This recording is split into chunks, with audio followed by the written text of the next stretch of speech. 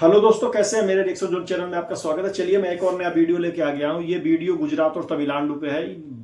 दोनों का तुलना करना है। चलिए देखते हैं कौन सा शहर रहने के लिए सबसे अच्छा और सबसे विकसित है। चलिए चालू करते हैं। दोस्तों, आज भारत जापान को पीछे छोड़कर दुनिया की चौथी सबसे बड़ी अर्थव्यवस्था बन चुका है। भारत के इस विकास में प्रत्येक राज्य का सहयोग रहा है, लेकिन देश के 28 राज्यों के गुलदस्ते में 2 ऐसे राज्य हैं जो ना होते तो शायद आज भारत इस मुकाम तक नहीं पहुंच पाता। आज की इस वीडियो में हम 2 ऐसे राज्यों के बारे में बात करने वाले हैं जिन्होंने आजादी के बाद से अब तक लगातार देश के विकास में अपना अमूल्य योगदान प्रदान किया है। दोस्तों, इनमें से एक राज्य वो है जो पूरे देश में ट्रेडिंग और एक्सपोर्ट का हब माना जाता है, तो वहीं दूसरा राज्य अपनी ऑटोमोबाइल इंडस्ट्री के कारण अलग पहचान बना चुका है। एक राज्य का इंफ्रास्ट्रक्चर सबसे बेस्ट है, तो वहीं दूसरा राज्य अपनी प्राचीन संस्कृति, ऐतिहासिक धरोहर और भव्य मंदिरों के लिए पहचाना जाता है। आज की इस वीडियो में गुजरात और तमिलनाडु के बारे में हम बात करेंगे। Population and area. दोस्तों, गुजरात की टोटल पॉपुलेशन 7,20,09,000 के आसपास है, तो वहीं तमिलनाडु की कुल आबादी 7.4 करोड़ के आसपास है। आबादी के मामले में दोनों राज्यों में बहुत ज्यादा फर्क देखने को नहीं मिलता है, लेकिन यहाँ पर गौर करने वाली बात यह है कि तमिलनाडु की आज 48.45% आबादी शहर में रह रही है, जबकि गुजरात में शहरी आबादी 42% से भी कम है। एरिया की बात करें तो गुजरात का टोटल एरिया 196.024 स्क्वायर किलोमीटर का है और ये भारत का 5वां सबसे बड़ा राज्य है। पूरे गुजरात में कुल 33 जिले हैं, तो वहीं तमिलनाडु 1,30,058 स्क्वायर किलोमीटर एरिया के साथ देश का 10वां सबसे बड़ा राज्य है और तमिलनाडु में कुल 38 जिले हैं। गुजरात का सबसे बड़ा शहर अहमदाबाद है, लेकिन राजधानी का दर्जा गांधीनगर को प्राप्त है। तो वहीं तमिलनाडु का सबसे बड़ा शहर और कैपिटल सिटी चेन्नई है। हिस्ट्री। दोस्तों, गुजरात और तमिलनाडु का अपने आप में एक ऐतिहासिक महत्व रहा है। गुजरात में विश्व की सबसे पुरानी सभ्यताओं में से एक सिंधु घाटी की सभ्यता के अवशेष प्राप्त हुए हैं। इससे पता चलता है कि हजारों साल पहले भी यहाँ पर इंसानों की बस्तियाँ मौजूद थी। गुजरात की द्वारका नगरी का वर्णन तो पौराणिक ग्रंथों में भी मिलता है। प्राचीन समय में जितने भी इस्लामिक आक्रमण भारत में हुए हैं, वो सभी ज्यादातर गुजरात के रास्ते से ही हुए हैं। ऐसा इसलिए क्योंकि गुजरात भारत का सबसे बड़ा कोस्टल स्टेट है, जिसके पास 1600 किलोमीटर से अधिक की समुद्री सीमा है। भारत को आजादी दिलाने में भी गुजरात का अहम योगदान रहा है। राष्ट्रपिता महात्मा गांधी से लेकर लौह पुरुष सरदार वल्लभ भाई पटेल तक सभी गुजरात के ही सपूत थे। दूसरी ओर तमिलनाडु भी एक कोस्टल स्टेट है और इसके पास 1076 किलोमीटर से अधिक की सीमा रेखा है। इस राज्य पर अलग अलग समय में अलग अलग राजाओं और शासकों ने रूल किया है। इसके अलावा तमिलनाडु अपनी साहित्य और संस्कृति के लिए जाना जाता है। तमिलनाडु की तमिल भाषा विश्व की सबसे प्राचीन भाषाओं में से एक है। तमिल भाषा में लिखे लगभग 2200 साल पुराने शिलालेख भी प्राप्त हो चुके हैं। तमिलनाडु को दक्षिण भारत की सांस्कृतिक राजधानी कहना गलत नहीं होगा। साथ ही इस राज्य में देश के सबसे प्राचीन और भव्य मंदिर भी बने हुए हैं। तमिलनाडु से ही द्रविडियन कल्चर की शुरुआत हुई थी और ये संस्कृति आज सिर्फ भारत तक सीमित नहीं है, बल्कि श्रीलंका, सिंगापुर और थाईलैंड तक फैली हुई है। Economy and GDP. दोस्तों, गुजरात और तमिलनाडु दोनों ही राज्य इकोनॉमी के मामले में एक दूसरे को कड़ी टक्कर देते हुए नजर आते हैं। देश के विकास के लिए 2 राज्यों के बीच में इस तरह के हेल्दी कंपटीशन होने भी जरूरी है। गुजरात की स्टेट जीडीपी $350 बिलियन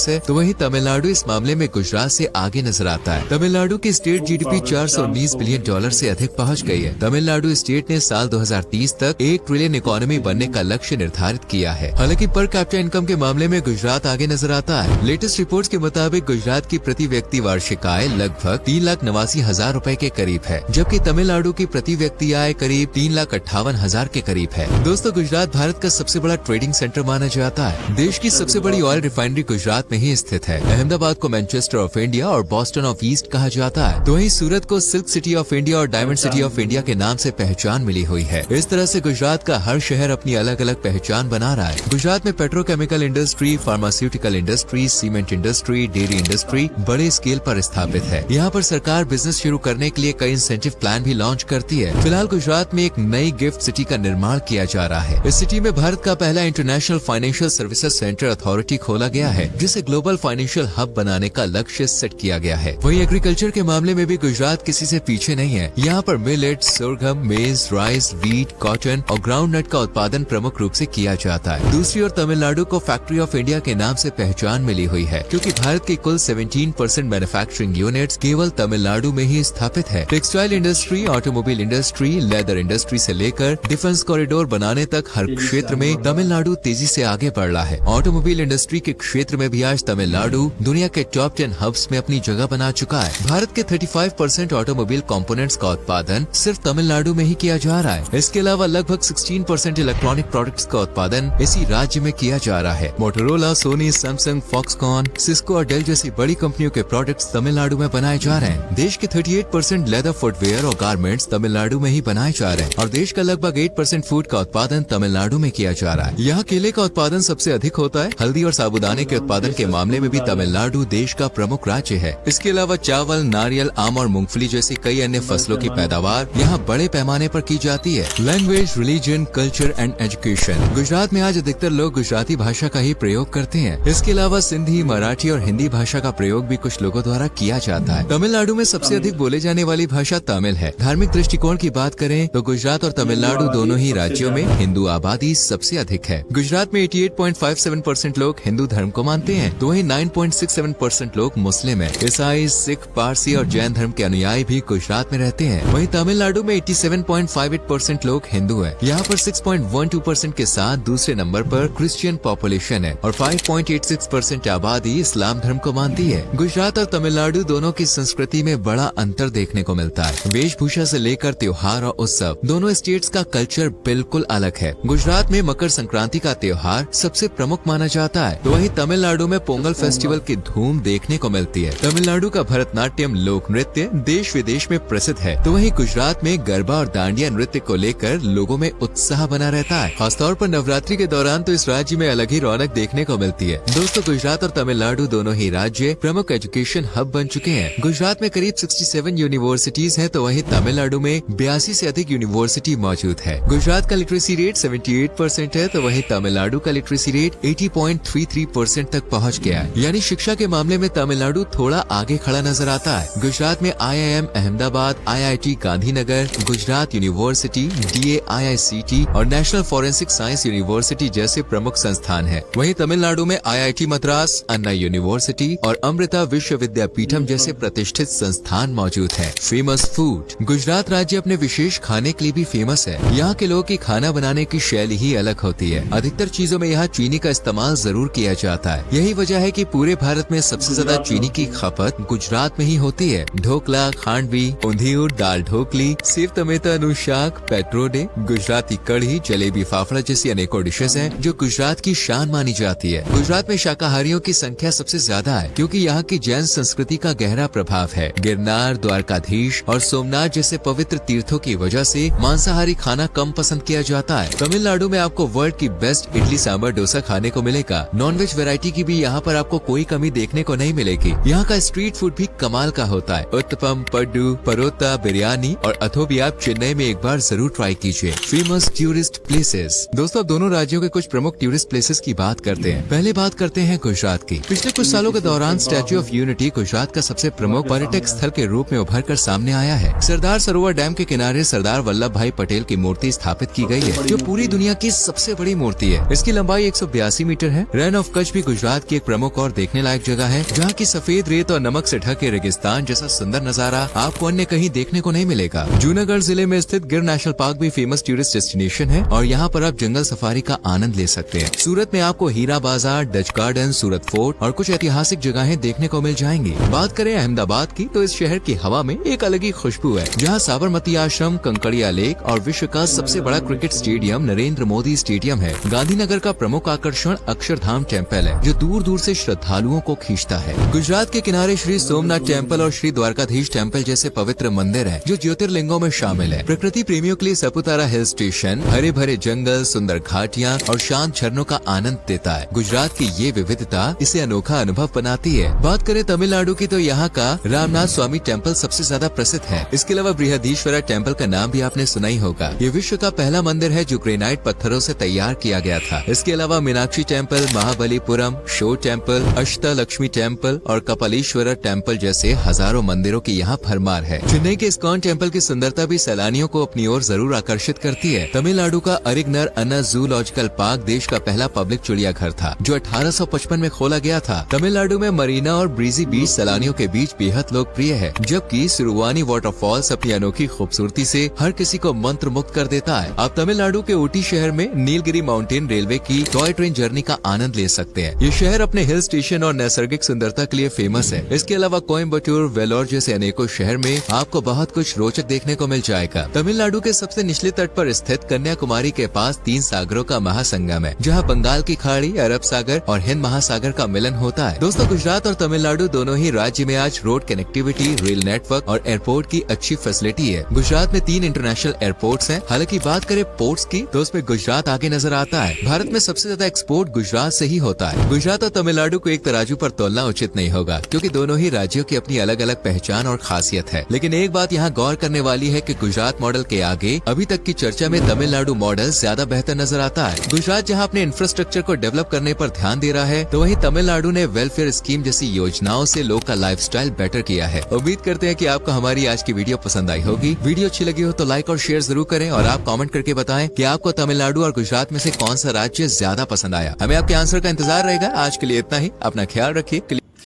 चलिए दोस्तों, वीडियो खत्म हो गई और ये वीडियो थी गुजरात और तमिलनाडु पे। तो कुछ जगहों, कुछ चीज़ों में तमिलनाडु आगे है, कुछ चीज़ों में गुजरात आगे। जैसे शिक्षा में इस समय तमिलनाडु आगे है गुजरात से, कुछ बहुत ज़्यादा नहीं, थोड़ा सा आगे है।